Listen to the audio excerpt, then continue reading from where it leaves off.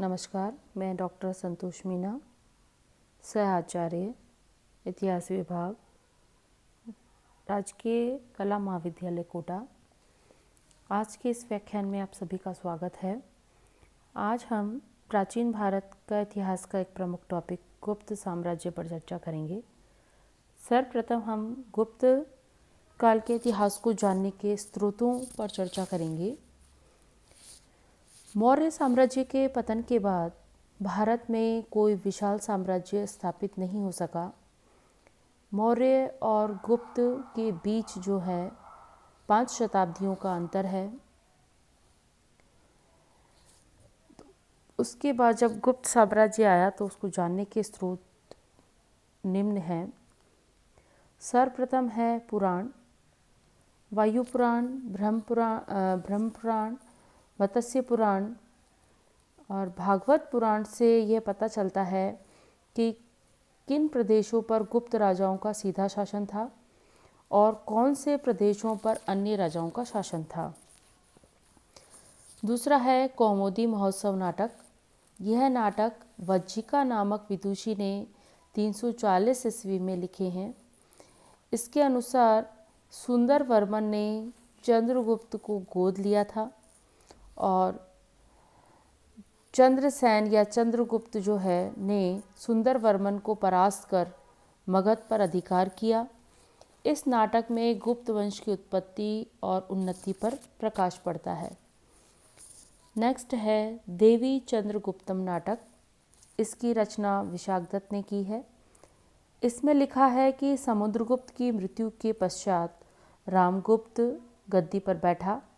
वह अपनी पत्नी ध्रुव देवी को शकों को देने के लिए तैयार हो गया, क्योंकि उनसे वह पराजित हो गया था। अतः चंद्रगुप्त सेकंड ने उसका वध कर खुद ही गद्दी संभाल ली।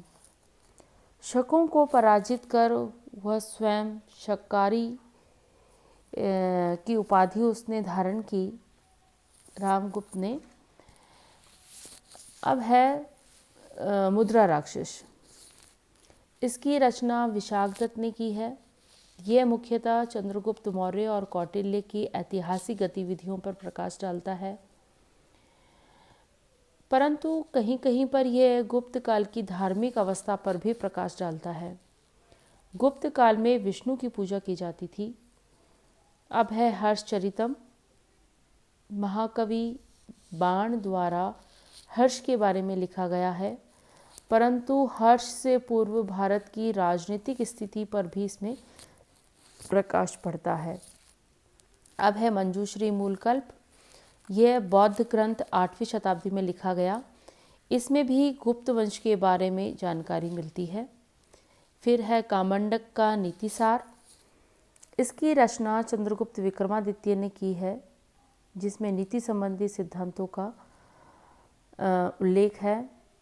कालिदास के ग्रंथ। चंद्रगुप्त विक्रमादित्य के नवरत्नों में से एक था कालिदास। उसके ग्रंथों में भारत की तत्कालीन राजनीति, सामाजिक और धार्मिक अवस्था का ज्ञान होता है। फिर है अभिलेख। अभिलेखों में शिलाएं, स्तंभ, चट्टान, लोह स्तंभ, गुफाएं, ताम्रपत्र आदि प्राप्त हुए हैं। इन सब अभिलेखों में इलाहाबाद का स्तंभलेख सबसे अधिक प्रसिद्ध है, क्योंकि इसमें समुद्रगुप्त की विजय और उसकी महान सफलता के बारे में काफ़ी प्रकाश पड़ता है। इस स्तंभ की रचना हरिसेन, जो कि समुद्रगुप्त का महाकवि था, ने संस्कृत में की है। एरिन अभिलेख, ये समुद्रगुप्त के राज्यकाल की समय की सामग्री इससे प्राप्त होती है। महरौली लोह स्तंभ में चंद्रगुप्त विक्रमादित्य की विदेशी विजय का वृत्तांत मिलता है। समुद्रगुप्त के 5वें व 9वें वर्ष में स्थापित ताम्र अभिलेख नालंदा और गया में मिले हैं। स्कंदगुप्त के राज्यपाल पर्णदत्त और चक्रपालित ने सुदर्शन झील की मरम्मत करवाई थी। अब है सिक्के। प्राचीन काल में सबसे अधिक सोने के सिक्के जो हैं हमें गुप्त काल के ही मिले हैं। इन सिक्कों से उस समय की अनेक तिथियों, राजाओं की उपाधियों, उनकी सफलताओं, रुचि, कला, भाषा, सामाजिक और आर्थिक दशा का ज्ञान होता है। समुद्रगुप्त के सिक्कों पर उसे अपने हाथ में कुल्हाड़ी और धनुष लिए हुए शेर का शिकार करते हुए दिखाया गया है। एक सिक्के में समुद्रगुप्त को वीणा बजाते हुए दिखाया गया है। उसके कुछ सिक्कों पर विष्णु तथा गरुड़ के चिन्ह भी मिले हैं। बाद में गुप्त राजाओं के काल में सोने के सिक्कों में मिलावट पाई गई है। उनके काल में आर्थिक दशा खराब हो गई थी। बाद लास्ट में कांच नाप के गुप्त सम्राट के सिक्के भी मिले हैं। इसे इतिहासकार समुद्रगुप्त ही मानते हैं। मोहरें, ये वैशाली बिहार से प्राप्त हुई है, बहुत सारी मोहरें। स्मारक और भवन या कलाकृतियाँ, भूमरा, देवगढ़, भीतरी गांव, तिगवा में गुप्तकालीन मंदिर मिले हैं। मथुरा, सारनाथ और सांची में कई मूर्तियाँ मिली हैं। अजंता की गुफाओं में चित्रकारी मिली है। अब है विदेशी वृत्तांत। फायान, यह चीनी यात्री समुद्रगुप्त सेकंड के समय में उनके राज्य में 6 वर्ष तक रहा था। इसने उस समय की सामाजिक, आर्थिक और धार्मिक दशा का वर्णन किया है। 405 से 411 ईस्वी तक ये रहे। अगला है सुंगयुंग, चीनी राजदूत, जो कि 520 ईस्वी के लगभग भारत आए थे और गंधार के हूण राजा की शक्ति और प्रभाव का इन्होंने वर्णन किया है। अब है हैंसांग, यह हर्ष के काल में भारत आए थे और 640 से 644 ईस्वी के बीच ये भारत रहे, लगभग 14 साल। फिर है सिंह, ये भी चीनी यात्री थे जो 671 से 695 के बीच में भारत में रहे। इनके अनुसार श्रीगुप्त ने नालंदा के पूर्व में भिक्षुओं के लिए संघाराम बनवाया था। अब है गुप्त साम्राज्य का आरंभ, जिसमें हम आज श्रीगुप्त के बारे में चर्चा करेंगे। रुद्रपुर के ताम्रलेख में ये स्पष्ट लिखा गया है कि श्रीगुप्त धरण गोत्र का था। श्रीगुप्त का कार्यकाल माना जाता है 240 से 280 ईस्वी, लगभग 40 वर्ष। श्रीगुप्त ने नालंदा में साम्राज्य विस्तार किया और उसने महाराज की पदवी भी धारण की थी। महाराज घटोत्कच, श्रीगुप्त का उत्तराधिकारी महाराज घटोत्कच थे। ये 280 से 319 ईस्वी के बीच में रहे। घटोत्कच के बाद उनका पुत्र चंद्रगुप्त प्रथम राजा बना। अब है चंद्रगुप्त प्रथम, इनका कार्यकाल रहा 319 से 335 ईस्वी, लगभग 16 वर्ष। गुप्त वंश का प्रथम राजा था, ऐसा माना जाता है इसको। इन्होंने लिच्छवी वंश की राजकुमारी कुमार देवी से विवाह किया था। लिच्छवियों से ही समुद्रगुप्त को पाटलिपुत्र की प्राप्ति हुई थी और इन्होंने महाराजा धीराज की उपाधि धारण करने वाले ये पहले गुप्त राजा थे। संभवतः इसने अपने राज्याभिषेक से गुप्त संवत चलाया था, जो 26 फरवरी सन 320 AD से आरंभ होता है। तो इस प्रकार से गुप्त संवत जो है वो आरंभ हुआ। अब है समुद्रगुप्त।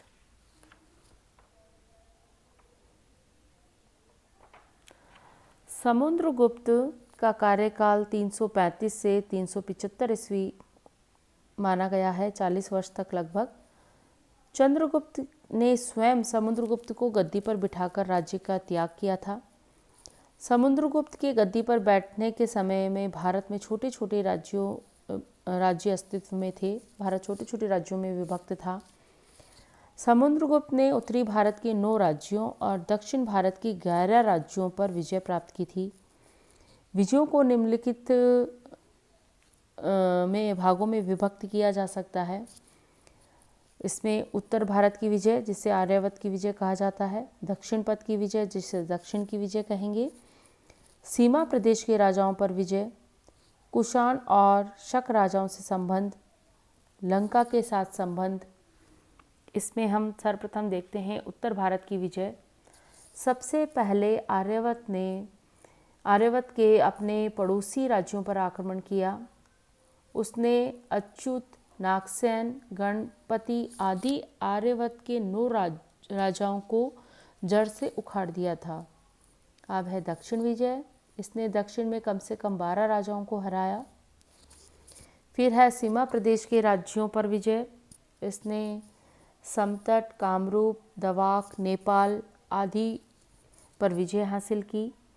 शक और कुषाण राजाओं के साथ संबंध। इन्होंने समुद्रगुप्त को अपना सर्वोच्च शासक मान लिया था, शक और कुषाण राजाओं ने। लंका के साथ संबंध। लंका के राजा के साथ भी इन्होंने घनिष्ठ संबंध स्थापित किए थे। अब है अश्वमेध यज्ञ। इन सारी विजयों के पश्चात जो है समुद्रगुप्त ने एक अश्वमेध यज्ञ किया था। इस उपलक्ष्य में उन्होंने नए सिक्के भी चलाए थे, जिसमें एक तरफ अश्वमेध यज्ञ की गाथा लिखी हुई है और दूसरी तरफ घोड़े का चित्र बना हुआ है। अब है इनका राज्य विस्तार। राज्य विस्तार कहाँ कहाँ था, तो साम्राज्य की सीमा दक्षिण पूर्वी बंगाल और आसाम तक फैली हुई थी। उत्तर पश्चिम में ये पूर्वी पंजाब तक थे। कश्मीर, पश्चिमी पंजाब, पश्चिमी राजपूताना, सिंध, गुजरात इनके राज्यों में शामिल नहीं थे। अब है समुद्रगुप्त की इलाहाबाद प्रशस्ति और उनकी विजयों पर प्रकाश। समुद्रगुप्त की विजयों पर इलाहाबाद की प्रशस्ति से बहुत प्रकाश पड़ता है। यह प्रशस्ति अशोक के स्तंभ पर खुदी हुई है। यह इलाहाबाद के दुर्ग में मौजूद है। इस प्रशस्ति पर तिथि नहीं है। इसे महाकवि हरिसेन ने लिखा है। यह प्रशस्ति कुछ गद्य में है और कुछ पद्य में है। अब है प्रयाग का स्तंभलेख।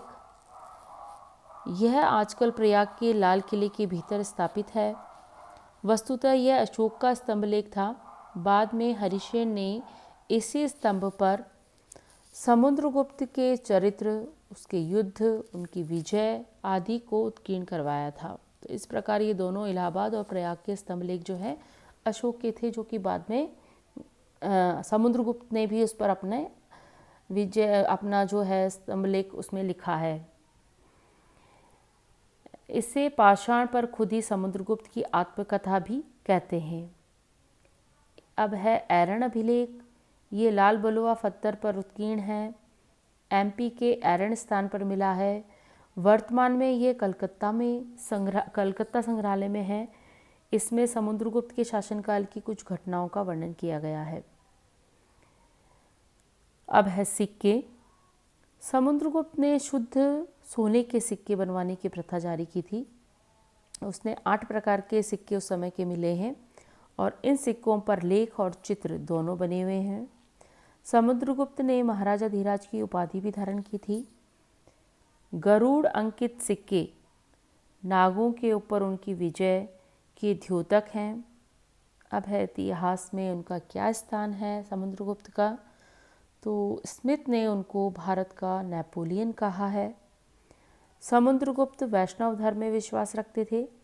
उन्होंने अश्वमेध यज्ञ करके पुरानी हिंदू रीतियों को पुनः जागृत किया। इस यज्ञ में हजारों गायें ब्राह्मणों को दान दी गईं। समुद्रगुप्त एक कुशल प्रशासक था। उस समय की राजभाषा संस्कृत थी। समुद्रगुप्त के दरबार में हरिसेन और वसुबंधु उनके मंत्री थे। समुद्रगुप्त को कविराज की उपाधि से भी विभूषित किया गया था। पूना के अभिलेख में उसे मेघाजी राजा कहा गया है। जिन्होंने अनेक सारे अश्वमेघ यज्ञ कराए हों, तो अनेक काश्मेघ माझी कहा गया है। समुद्रगुप्त को सिक्कों में कांच नाम का भी उल्लेख है। समुद्रगुप्त के लिए कांच के बारे में कुछ स्पष्ट वर्णन नहीं है। समुद्रगुप्त ब्राह्मण धर्म का अनुयायी था। वह विष्णु का उपासक था, इसलिए उन्होंने अपनी मुद्राओं पर गरुड़ का चिन्ह भी अंकित किया है, जो कि विष्णु का वाहन है। तो इस प्रकार से समुद्रगुप्त का जीवन वर्णन खत्म हुआ। धन्यवाद।